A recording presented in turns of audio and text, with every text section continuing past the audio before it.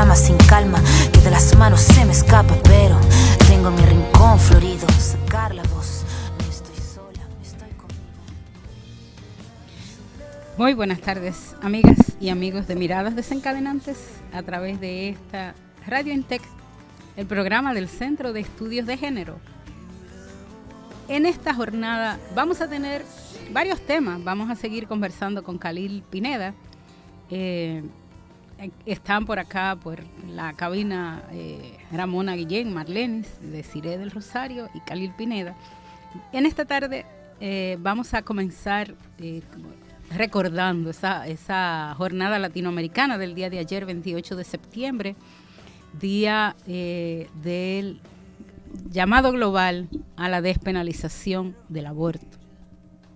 Es un llamado que tiene su génesis en lo que es el quinto encuentro feminista latinoamericano, que desde el año 1990 ha planteado la necesidad de que los estados dejen de subyugar los cuerpos de las mujeres. Y esta fecha del 28 de septiembre, que ayer a través de las redes sociales y a través de múltiples llamados, las mujeres de República Dominicana se unieron a este clamor con un lema de yo apoyo el aborto en 3 causales.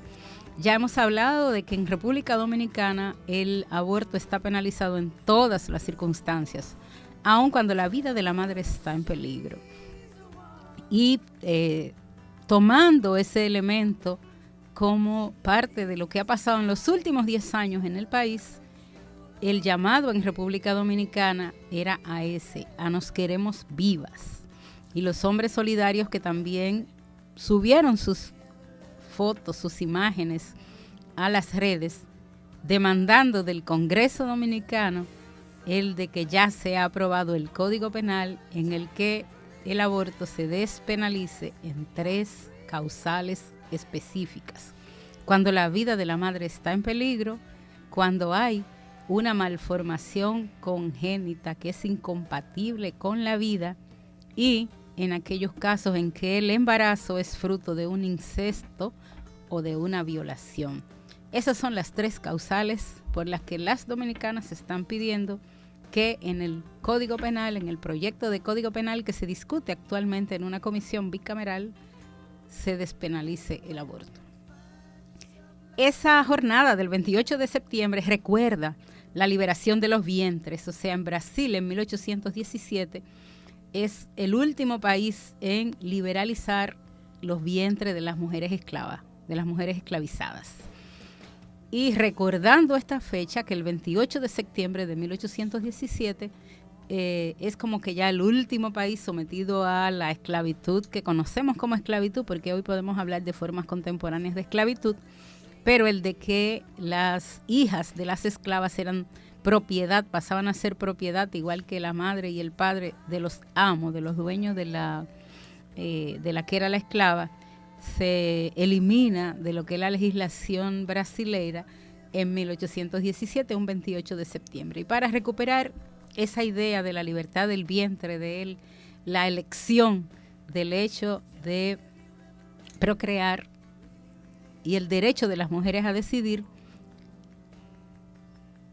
en América Latina, ayer, en muchos países, en República Dominicana, que somos uno de los 5 países que todavía mantiene penalizado el aborto en todas las circunstancias, hacíamos ese llamado que hoy reiteramos. Y hablando del cuerpo, de la libertad del cuerpo, de la elección, de todo eso que nos constituye hombres y mujeres, nuestro tema del día de hoy es dilemas entre construcción social y lo biológico. Y en él vamos a hablar sobre el cuerpo, sobre las diferencias que construyen lo femenino y lo masculino en base a esa parte de lo biológico que tanto nos marca y que todavía seguimos hablando de lo natural y de lo construido, de lo de sexo y de lo de género, que ya de hecho hay autoras que han deconstruido esa mirada. Entonces hoy vamos a hablar de una de esas autoras que trabaja todo el tema del cuerpo, pero desde otra perspectiva, y de hecho hace una asignación de concepto sobre qué significa lo que vivimos hoy en relación al tema del cuerpo. ¿Somos realmente libres para elegir lo que queremos hacer con nuestro cuerpo, o nuestro cuerpo está realmente subyugado, sometido. ¿Cuáles son esas instituciones que someten, que subyugan, que tienen y que mantienen al cuerpo de los hombres y de las mujeres sometido a sus mandatos? Ese es el tema del día de hoy. Khalil, comenzamos con una pregunta sencilla, que cualquiera podría decirnos a nosotros. ¿Qué es eso del cuerpo? ¿Qué es lo que constituye el cuerpo? ¿Cuáles son esas diferencias de las hormonas que nos están diciendo, no, te resuelve todo con el tema hormonal? ¿Realmente es así? ¿Hay algún tipo de personas que se han rebelado contra esa mirada? ¿Y qué ha pasado? ¿Cuáles han sido esas consecuencias? Buenas tardes, Khalil. Hola.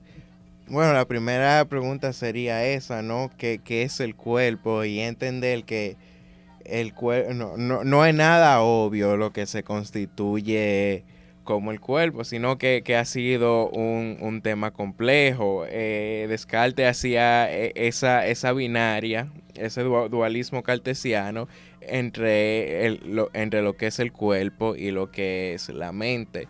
Veía la mente, el poder del raciocinio como el lugar de la agencia humana, mientras que el cuerpo representaba lo que era animal, lo que era dado, lo que pertenecía al mundo en el humano.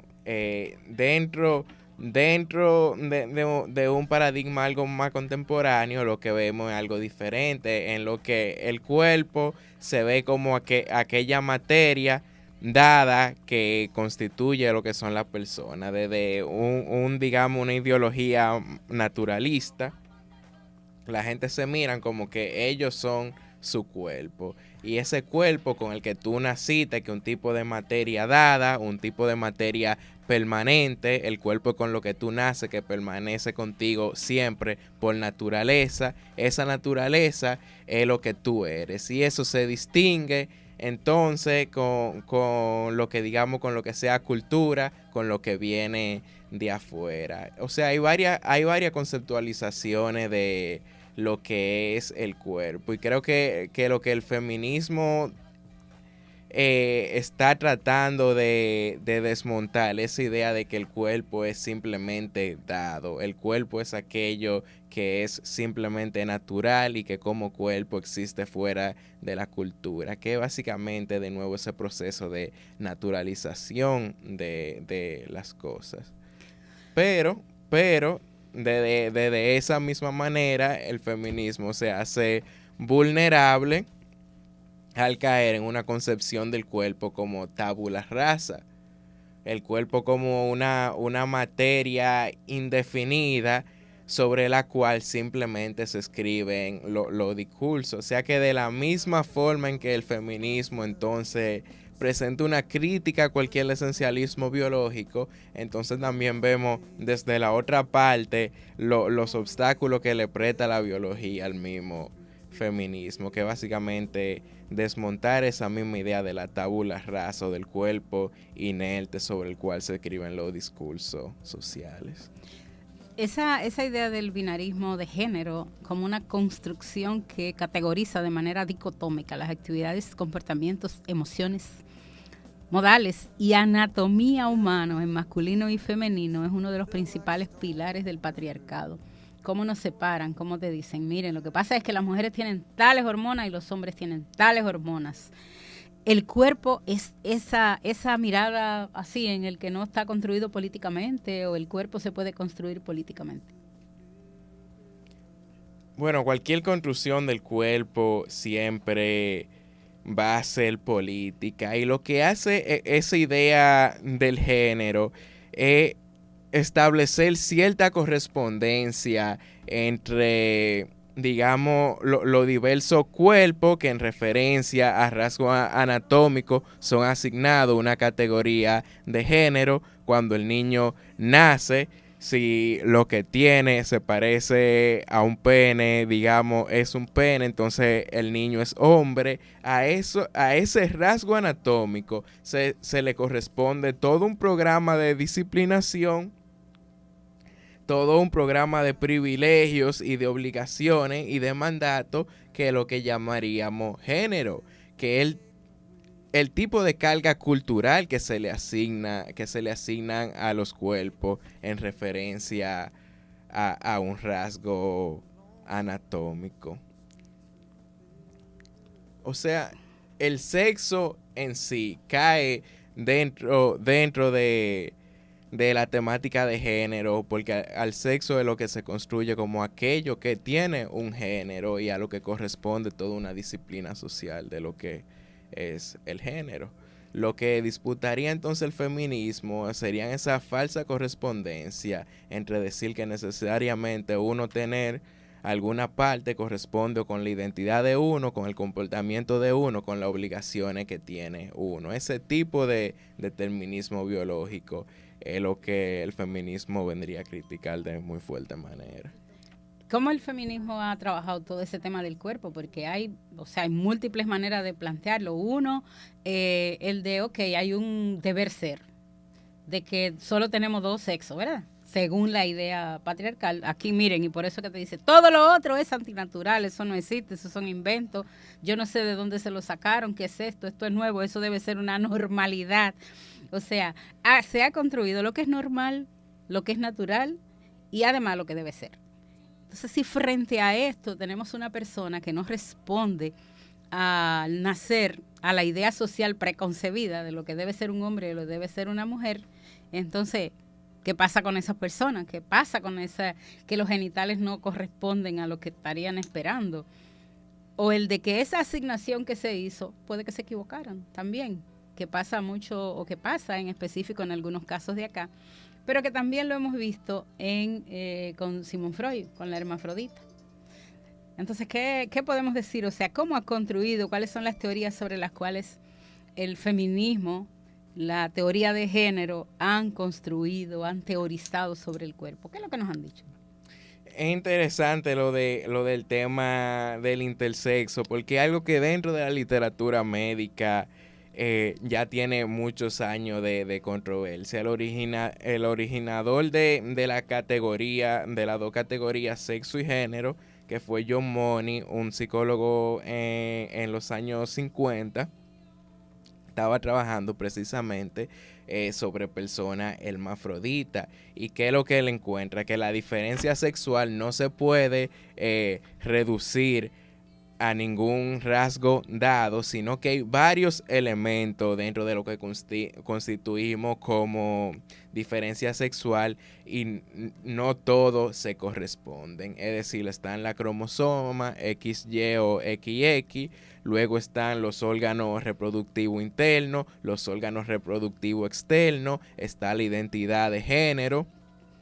Y el problema es que una cosa no necesariamente corresponde a la otra, porque tú tengas un cromosoma XY no quiere decir que tú vas a desarrollar rasgos sexuales masculinos externos, que es lo que pasa en situaciones, por ejemplo, de insensitividad a lo andrógeno. Son personas con cromosoma XY que no desarrollan rasgos masculinos por su insensitividad a lo andrógeno, que son las hormonas que conllevan al desarrollo de esos rasgos. Pero también es el mismo caso con la persona transgénero. Nacen con un cierto sexo, se le asigna un sexo en referencia a su anatomía, pero su identidad de género no corresponde a ese sexo. Y John Money dijo, todo esto, John Money definió el hermafrodismo como todos estos casos de falta de correspondencia entre la varias cosas que definen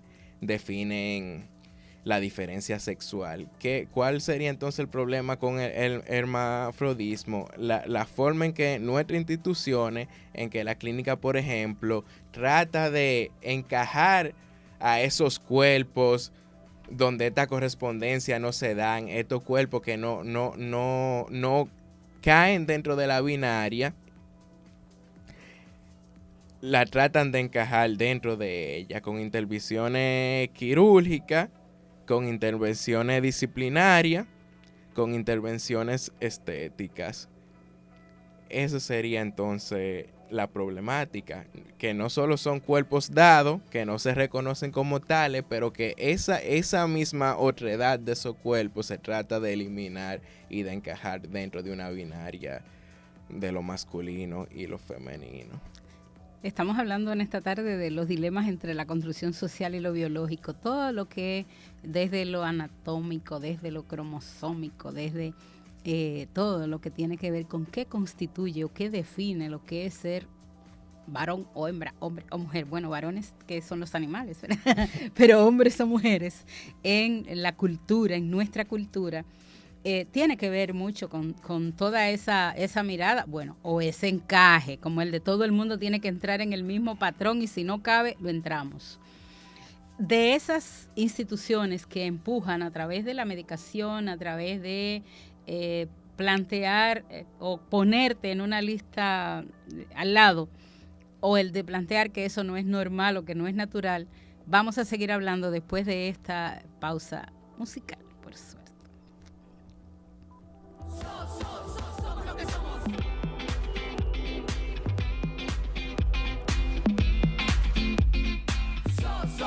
Somos lo que somos. Mira, hermano, aquí somos, nos estamos. Y aunque hacemos lo que podemos, no aprendemos, no avanzamos. El mundo se hace pequeño, la vida nos sigue pasando.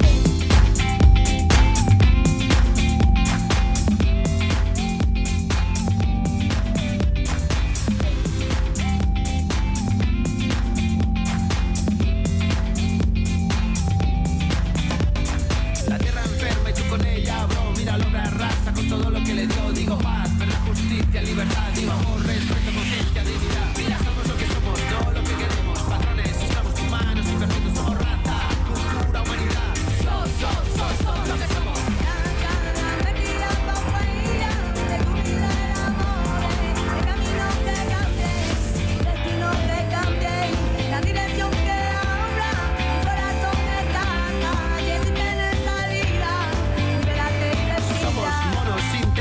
Animales racionales con carnet de identidad. Seres humanos indiferentes, víctimas supervivientes de la propia raza humana. Somos lo que somos, no lo que queremos. Individuos vigilados con derechos controlados. We are what we are. Somos lo que somos. Somos monos, somos locos, somos raros, somos cocos, somos rotos, somos chotos, somos natos, somos jodos. Somos monos, somos locos, somos raros, somos cocos, somos rotos, somos chotos, somos natos, somos jodos, somos homos, somos rotos, somos falsos, somos bobos. Somos lo que somos.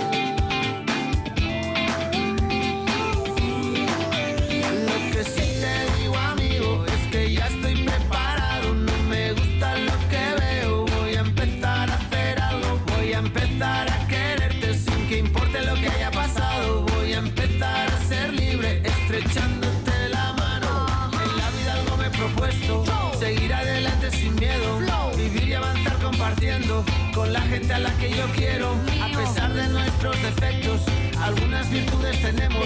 Somos ángeles, somos buenos. Mira, somos lo que somos.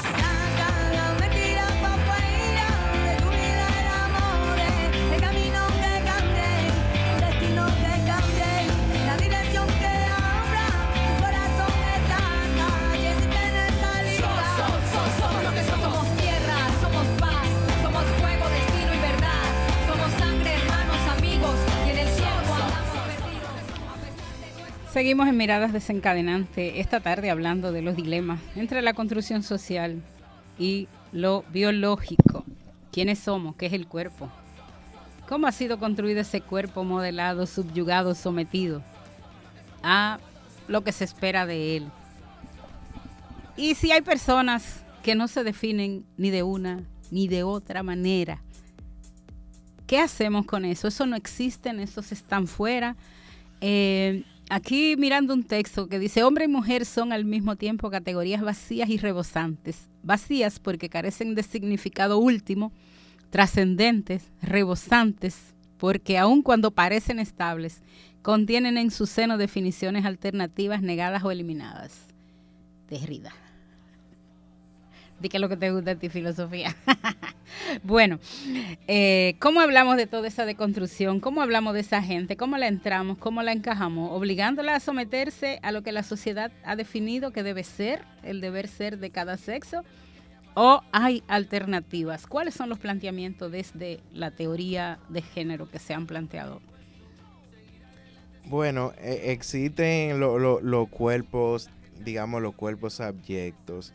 Lo que Judith Butler llama cuerpos ilegibles, cuerpos que no se pueden leer a través de la categoría que tenemos existente, donde encajamos y hacemos sentido de los cuerpos. Categorizamos algo como una mujer y entendemos que es mujer, entonces encaja de alguna forma en una cosmovisión, y la violencia estructural se ejerce precisamente por encima de estos cuerpos que transgreden la norma. O sea que quienes se asumen en una identidad diferente a eso son transgresores. ¿Por voluntad o por defender su derecho a ser diferentes? Bueno, o sea, es difícil uno dibujar la línea de dónde está la voluntad y donde es simplemente un hecho. Pero sí, siempre han existido cuerpos abyectos. ¿Ustedes están oyendo el concepto de Judith Butler? Lo de Judith Butler son los cuerpos ilegibles. Ilegibles. O sea, aquellos cuerpos que no se pueden leer, aquellos cuerpos de los que no se puede hacer sentido. Los cuerpos intersexuados han sido cuerpos abyectos, por ejemplo. Pero es diferente a lo que sería la categoría de queer, que ya viene siendo la asunción voluntaria de esa propia alteridad. El de yo no soy nada, eso que ustedes dicen. Eso ahí usted definió entonces lo que quiere decir la palabra queer. Viene de un insulto que se le aplicaba a los homosexuales, que quiere decir raro. Una persona rarita es lo que le decían una persona queer. La propia comunidad apropia el insulto y... O sea, eso es que hay que apreciar la belleza de ese gesto, porque el insulto es precisamente una de esas formas de disciplinación de los cuerpos. Aquella persona que es rara, se le dice que es rara, y por la vergüenza al ser raro, entonces la persona se disciplina para encajar a la norma. El insulto es una forma de disciplinación. Al ello apropiar el insulto como, digamos, un emblema identitario, un emblema de orgullo, entonces se vuelve algo diferente. Se vuelve algo que ellos usan como si fuera una identidad legítima. Pero lo que define a la misma identidad es precisamente esa negación a cualquier categoría establecida, a cualquier categoría legible, a estar por fuera dentro de cualquier categoría aceptada de género. Eso sería la posición queer. O sea, necesariamente es una posición negativa. Ya cuando existe una categoría establecida, aceptada, ya no se puede decir que algo todavía es queer, sino queer es lo que está afuera de la categoría, afuera del lenguaje establecido.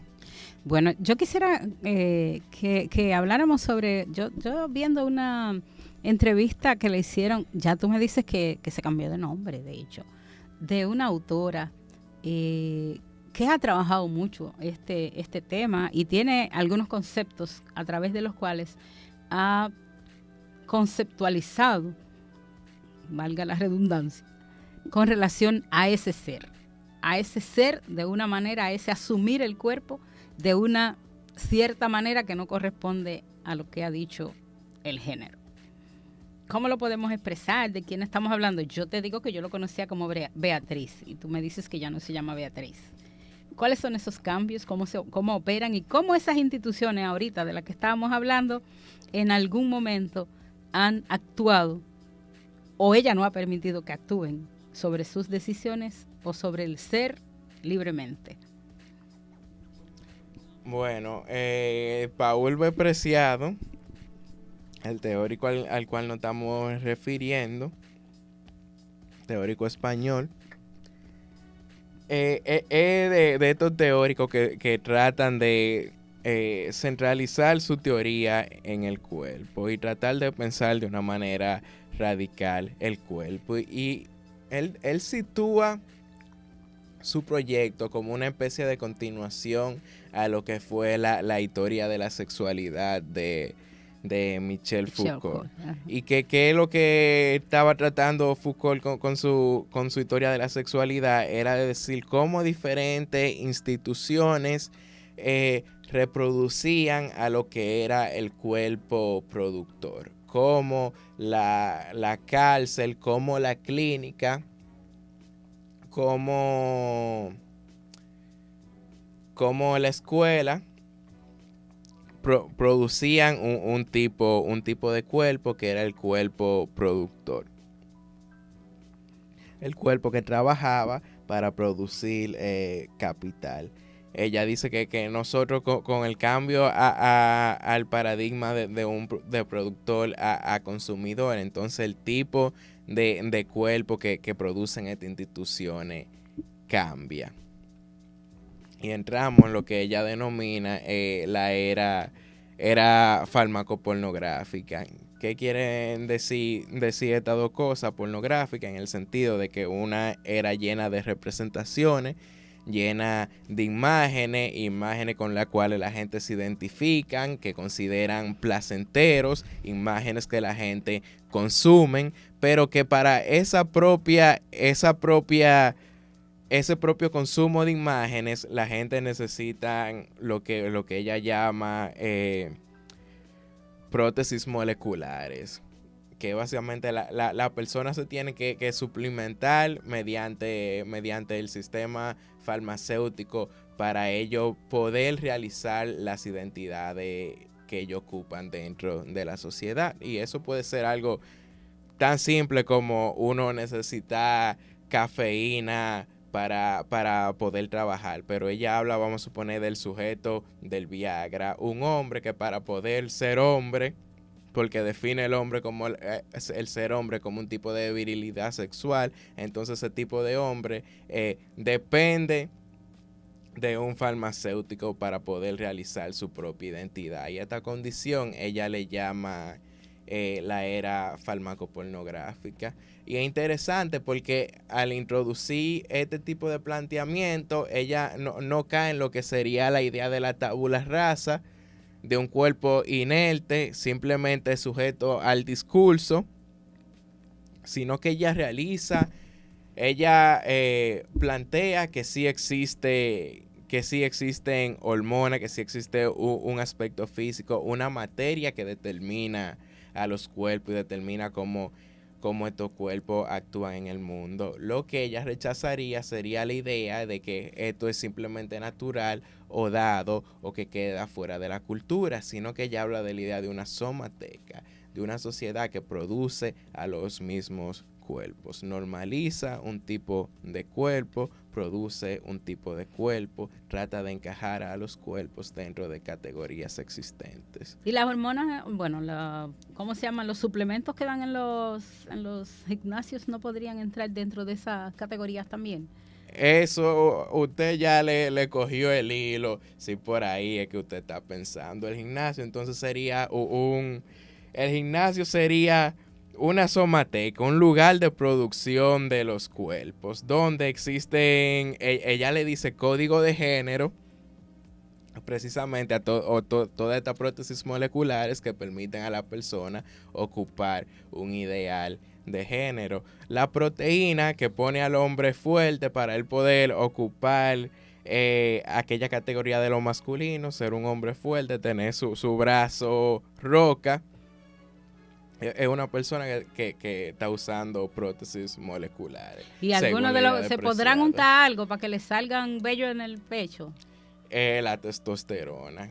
Ella incluso, su libro Testo Yonki, se trata de la propia experiencia de ella usando testosterona. En su vida. Cuando ella se identificaba como una mujer lesbiana. Y ahí precisamente en esa historia de ella uno puede ver precisamente cuál es la crítica que ella está haciendo, porque ella no quería tomarse testosterona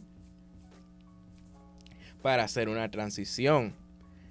Normalmente esa hormona se le dan a las personas que son asignadas a su nacimiento de mujer. Son dadas testosterona cuando hay un proceso de transición, cuando una persona transgénero que se identifica como hombre, pero su género asignado es mujer, entonces le dan testosterona para hacer la transición a existir en el mundo como hombre. Ella empieza a usar testosterona y ella dice, ese nunca fue mi cometido, pero de la única forma en que legalmente yo puedo recibir testosterona es mediante un plan médico de yo eventualmente encajar dentro de la categoría de hombre. Eso no es lo que yo quiero. Yo quiero liberar las tecnologías de género, liberar los códigos de género, lo que ella llama gender hacking, como los hackers de computadora. Sí. Yo quiero liberar eso, ser un pirata de género y yo crearme yo misma fuera de esos esquemas. Entonces esta autora o este autor, ¿cómo lo llamo? Porque ella dice que ella no se Ninguno identifica del otro. ni como hombre, ni como mujer, ni como gay, ni como lesbiana. O sea, estamos hablando de efectivamente una persona rarita, como diríamos nosotros en términos.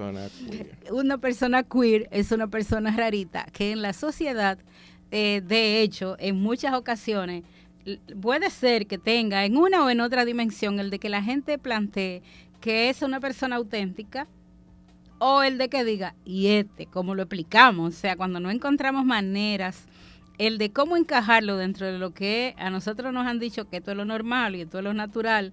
Entonces, cuando encontramos personas así, ¿cómo la denominamos? ¿Cómo hacemos de su opción, de su mirada, de su vida, de su libertad de decidir qué quiere hacer con su propio cuerpo y con su vida, un acto de reconocimiento a eso? Ellas han planteado, la mayoría de los movimientos, el de que hablar de una persona queer es hablar de una persona a la que no le tenemos que asignar, de que esto es un caballero, esto es una dama, esta es tal. Entonces me llama mucho la atención el de que en parte de ella habla de biohombres y de biomujeres y de biopolítica y cómo la biología está en esta obra de Paul Preciado. Bueno, lo que cuando ella habla de biohombre, básicamente habla de aquellas personas que son asignados hombres, nacieron como hombres, pero viene siendo un tema complicado precisamente por las complejidades del sexo que hemos definido. Lo que es de más interés para ella precisamente este tema de la distribución de los códigos de género, la distribución de las hormonas por parte del Estado y cómo esa distribución de hormonas entonces tiene que encajar dentro de una construcción binaria del género, que básicamente dice o existen hombres o mujeres, la definimos de esta cierta forma, y si tú vas a tener acceso a estos códigos de género es para que tú encajes dentro de esta binaria. Y es el tema de interés de ella, cómo los códigos de género que existen, esos códigos hormonales, podemos decir biológicos, pero cuando tendemos a hablar biológico, de nuevo entramos en la problemática del cuerpo y en la problemática de ver algo que sea biológico como un tipo de destino dado, algo que está en tu genes y es una parte inalienable de ti mismo. Según esta teoría, el cuerpo no es biológico, el cuerpo es otra cosa. Me llama mucho la atención su afirmación de que dice que la sexualidad es plástica, que no es una constante en la vida, ni siquiera en el día. Al plantear su teoría, dice en el sentido de que la sexualidad, que es de forma más amplia la subjetividad y en la que entra la identidad y la orientación sexual, los modos de desear, los modos de obtener placer son plásticos. Y precisamente por eso están sometidos a la regulación política. Si fueran naturales y determinados de una vez por todas, no lo habría. O sea, el de por qué te quieren controlar, regular, medicar y experimentar con el cuerpo. Bueno, su primer, no sé si su primero o su segundo, pero uno de sus libros es el Manifiesto Contrasexual, donde precisamente lo que ella trata es de delinear un manifiesto a liberar esa plasticidad de la sexualidad. Ese, digamos, dentro de las teorías psicoanalistas, ese sujeto polimorfio perverso. Eso es lo que lo llama Freud a la condición del niño, que es capaz de tener placer de diversa manera, como ese niño entonces se convierte en el sujeto o edipalizado, heterosexual, macho o mujer. Ella dice, esto es un programa político, estas son tecnologías de crear el placer, de crear las prácticas eróticas. Cómo entonces nosotros recuperamos lo que está excluido, lo que está reprimido, cómo hacemos práctica de placer diferente, que por eso también a ella le interesa mucho el tema del posporno, que es un tipo de pornografía que trata de subvertir los placeres establecidos, tratando de dar diferentes configuraciones, de enseñar diferentes cuerpos, de crear nuevas formas de lo erótico. Ok, entonces eso que ella llama el fármaco pornográfico sería un nuevo fascismo. Un nuevo fascismo. De género, o sea, es como el de, ok, todos nos bebemos el café, todos nos tomamos el té verde o el tilo, o nos tomamos la hormona, o para decir o nos tomamos el Ensure para mantener, o la pastillita, o el de tal raíz o tal té en la mañana. Entonces, esta manera de vivir, de alimentar el cuerpo, ¿tiene que ver con un nuevo fascismo de sexo?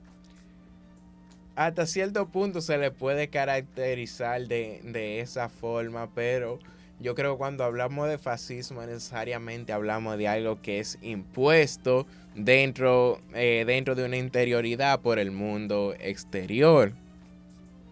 Ah. Y yo creo que ella está tratando de hablar de algo que no solo, y yo también creo que Foucault estaba haciendo lo mismo, de hablar de algo que no solo se constituye de esta manera de imposición, de opresión en contra del individuo, sino algo que también se constituye mediante los mismos placeres del individuo, mediante lo que el individuo idealiza, mediante lo que el individuo considera placentero. Esas también se vuelven técnicas de subjetificación, técnicas mediante las cuales la gente viene a ocupar categoría identitaria. Entonces, en la existencia de este sistema, ¿qué sentido tiene decir que yo tengo libertad, que yo tengo el cuerpo, que existe la democracia, que mi cuerpo es mío, que yo decido, o sea, ¿qué sentido tiene realmente el de afirmar estas cosas en el marco de esta estructura de lo normal?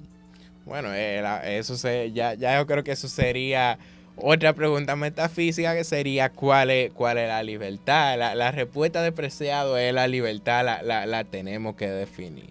Cuando nosotros definimos libertad meramente como lo que tenemos, entonces nosotros nos dejamos de imaginar nuevas formas de ser libre. Y para ella lo queer es precisamente este proceso de abrir horizonte a nuevas formas de ser.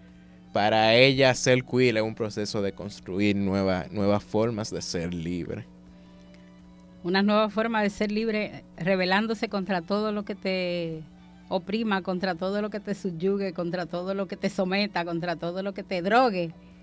Porque ella, de hecho, cuando hay un periodista que le intenta preguntar algo como así, de que si esto como un estilo de vida, le dijo, no quiero parecer un cura.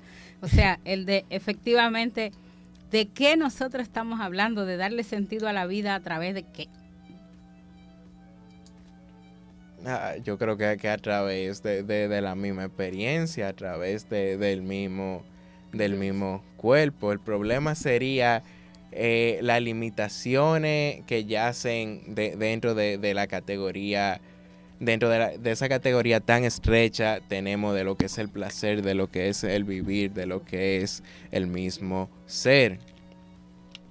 El proyecto radical de ser queer, yo creo que lo utópico que eso ofrece es precisamente abrir posibilidades que existen fuera de esa categoría estrecha en donde nosotros tratamos de encajar la plenitud de nuestro existir.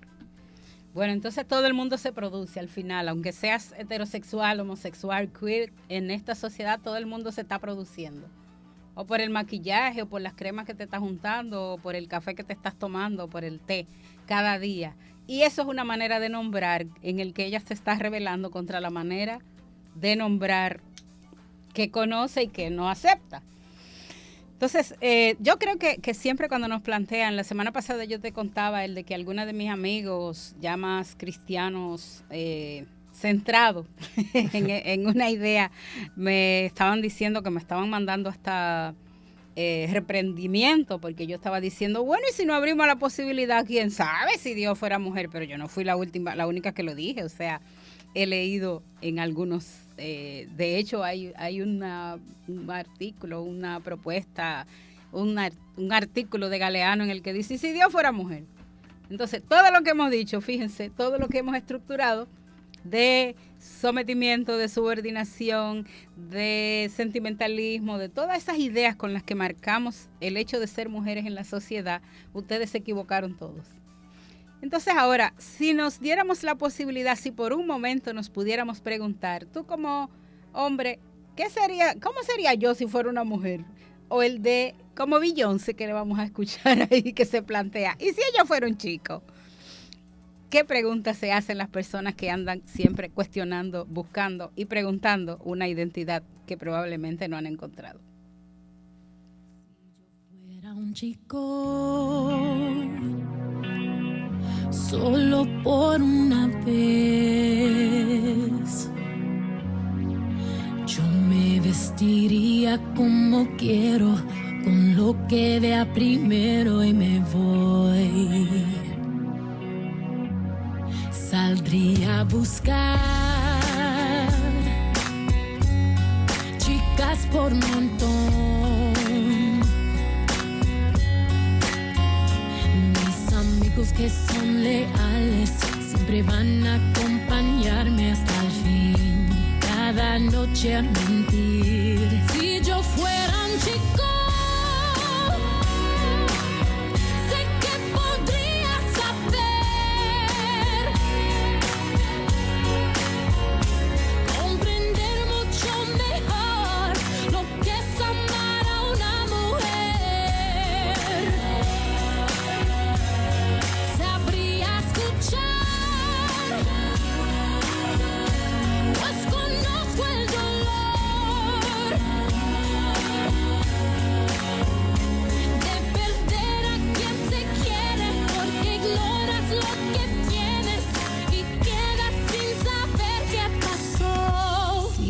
fuera un chico, pero ves no lo soy. Los chicos son de molde y nosotras somos de corazón. Se piensan que son los del sexo superior. Pero cuando lo queremos, nos vence nuestra seducción. seducción. Si yo fuera un chico, sé que podría saber comprender mucho mejor lo que es amar a una mujer. Sabría escuchar, pues conozco el dolor de perder a quien se quiere, porque ignoras lo que tienes y quedas sin saber qué pasó. Es muy tarde, ya ves, para regresar. Perdonarte otra vez ya no lo vas a lograr. El lugar que ocupabas tú ya no está más. Pero eres un chico. ¿Qué le vas a hacer? No puedes comprender. Oh, que se siente al comprender mejor llamar. Seguimos esta tarde conversando sobre el cuerpo, lo biológico y lo cultural. ¿Qué pasa con esto en nuestra vida? ¿Qué queda por definir? ¿Qué es lo que nos controla? ¿Qué es lo que nos modela? ¿Qué es lo que maneja nuestra vida, nuestro cuerpo? Entonces, en ese sentido de lo que hemos venido hablando, de instituciones, de ideas sobre qué significa o definirse en una o en otra dirección o en ninguna, el de hay instituciones que han modelado, que siguen esa idea. Ella es una discípula de Judith. Bueno, un discípulo, ¿cómo decirle? Ella sí incorpora bastante lo que es la teoría de la performatividad de Judith Butler, pero también creo que ella es algo diferente. Ella también se centra mucho en lo que es el cuerpo como materia. Pero como algo modelado. Entonces, en esta teoría, para que nuestras amigos y amigas radioescucha puedan entendernos, ella es partidaria de que la biología como tal no tiene sentido. O sea, el XX y el XY no tienen sentido en esta mirada. La hormona femenina, la hormona masculina, ¿qué constituyen en esta mirada de Paul Preciado? Ella sí cree que son reales. Lo que ella ¿Y cómo cree, te definen? Bueno, ella dice que cuando, vamos a suponer en una entrevista, ella dice que cuando a una persona le asignan un género, nadie está viendo su carta cromosomal. A mí no me chequearon si yo soy XY cuando decidieron que yo soy varón. Y puede ser que cualquiera de nosotros seamos XX o XY. Por lo tanto, no se puede reducir el género o decir que el género simplemente corresponde a una categoría cromosomal, sino que el género es lo que ella llama una ficción somatopolítica. Son los mandatos que se le atribuyen a los cuerpos y que mediante la performatividad, mediante su constante repetición, se van solidificando como si fueran naturales, como si fueran una ley, pero que no lo son necesariamente. Lo que ella sí le interesa es el tema de cómo las diferentes, digamos, prótesis moleculares permiten entonces entrar en esa práctica de ser hombre, entrar en esa práctica de ser mujer, o realizar la estética de ser un hombre, o realizar la estética de ser una mujer. Ella cree que ni siquiera eso es dado. Y cuando tú ves que el modelo de ser mujer ideal conlleva 40,000 operaciones y que nada tiene que ver con lo natural, entonces yo creo que uno ve el punto de ella, que incluso estos cuerpos que son normalizados, estos cuerpos que son ideales, no existen como simplemente naturales, sino que son una construcción cultural, pero una construcción cultural que sí interviene en la materia. O sea, la materia sí existe, no una simple tabula rasa, pero tampoco se puede considerar a la materia como aquello que es natural y por ser natural existe por fuera de la cultura, sino que siempre hay un entrelazo entre las dos cosas. No se puede hacer una distinción. Bueno, mis estudiantes en esta semana preguntaban en la clase el de entonces si lo natural existe o no existe, o el de si incluso lo natural está moldeado por la cultura, por lo cultural, por lo que han dicho, por lo que debe ser. Y preguntaban el de si yo le inyecto testosterona a una mujer, ¿eso significa que toda esa estructura de ella va a cambiar? ¿O no es posible transformarlo todo, sino solo lo que se ve? Son las dos cosas y el cambio tampoco es tan radical. Porque se referían a la agresividad, o sea, como una característica propia que deviene de la testosterona masculina, de esta hormona de hombres. Entonces, como el de, ok, es natural. No es natural que los hombres sean agresivos ni violentos. Así entonces se ve el proceso de la naturalización. ¿Por qué? Porque ya la agresividad se ha definido de cierta manera como actividad que los hombres hacen, por ejemplo, ser violento, manejar rápido. Ya nosotros definimos eso como paradigmático de lo que es la agresividad. Entonces tenemos un tipo... Somos nosotros los que le hemos dado ese significado, no es la naturaleza. Bueno, nosotros definimos lo agresivo como eso. Y entonces decimos que la testosterona conlleva precisamente a la agresividad. Bueno, ¿qué es la agresividad? Entonces, comportarse como hombre. Beatriz Preciado, cuando se está suplementando con Testogel, ella sí siente un tipo de hiperactividad.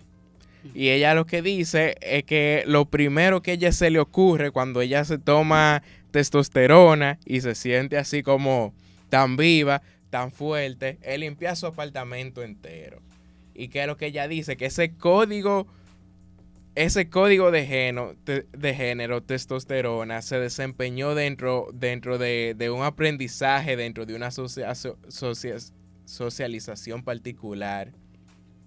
Y que lo que llevó fue una práctica que ni siquiera se define como agresiva, porque siempre se ha definido en referencia a la mujer, que es la labor doméstica. Entonces hay que tener mucho cuidado cuando hablamos de lo que conlleva cualquier material biológico. Tenemos que tener mucho cuidado con reducir el género a eso, porque nunca es tan sencillo. Bueno, siempre yo digo, nos quedan muchísimos temas por tratar. Lo biológico está construido también, o en definitiva es lo natural. Seguimos trabajando, seguimos planteando nuevas ideas, nuevas autoras que exploran, que plantean y que tratan de deconstruir. Todo eso que hemos aprendido probablemente no es así. Entonces, se nos queda la idea, 3 cosas, Khalil, en la que pudiésemos resumir esto. Lo biológico existe, pero también está moldeado. El de vivimos una sociedad de consumo de cualquier cosa que nos alimenta el metabolismo, que domina los metabolismos a través, sea del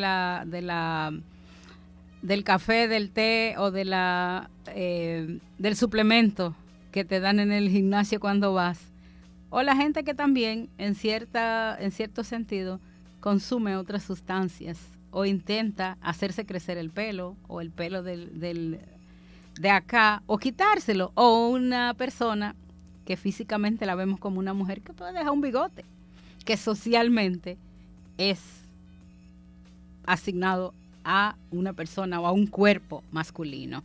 Dice Paul Preciado que no hay nada que develar en la naturaleza. No hay un secreto escondido. Vivimos en la hipermodernidad punk. Ya no se trata de revelar la verdad oculta de la naturaleza, sino que es necesario explicitar los procesos culturales, políticos, técnicos a través de los cuales el cuerpo como artefacto adquiere estatuto natural, o sea, es moldeable. Vamos a seguir con la idea de que hay mucho todavía que construir y que deconstruir en el tema de género, porque cuando hablamos de esa teoría inicial del sexo y del género, nos quedamos ignorando también que hay otras maneras de ser hombres y de ser mujeres, o de no ser, o de no identificarse, o de no encajar, o de que esos zapatos probablemente no les sirvan. Ese ha sido el contenido del día de hoy en Miradas Desencadenantes, y esperamos poder encontrarnos el próximo viernes a las 2 de la tarde a través de esta Radio Intec. Solo la igualdad de género puede construir una sociedad diferente.